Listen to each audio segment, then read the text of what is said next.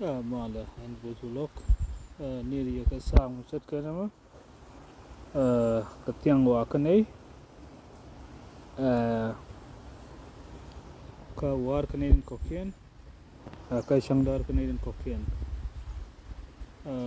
niri ya ka shudgon ka gat ka ya ko sungar amen dara mosich ke shomuton wa an la gora ka and platform no dial tin right now tin social media tatin tin dial lat ke ngejeke na sometime mishalat with like mishalat like mishawo la video entertain kan dial lenga terien mi de wuto don yene dial tin la rach no no hore kan iti jak no hore shi kan iti jak no hore kan iti go don no ran mi cha real ka ko be yar already ka kini mir ja yare du kuma kan du to bai jako bai ku jene den ko ken tla de ji go jeka ane irian go jene jin wuk ne tin jen vegetal ka tin ko bu kul raji jektin ki ene reaction gore bitu be ko latin anore kene to go mon kelew la maga jenu pe chum muraje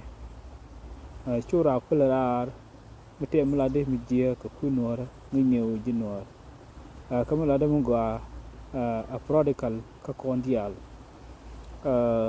ngai jenu nore kene di kut ka fos ne me christianity che very dian take dukun wan ano ichara long ke ka gwado changa jeno kene ti kene di to ke future ka nyam shine tu wan shikalat ko bai nor ba ko loj pin ano anyway re lo ko any community ko kuma padial ta gorba no loj pin ko ba ko chole kene ti jek entity da fala gwa medial no fala fish no jin ko changnal kana pin ka bar ko ngor pian tre de ko jang ne chudin chale chud nora ko bolo gwade shun mishung ka to dien tong mishung liet ken create shung woine quiz mene la on no da ko na ne gwa da ko nang nyam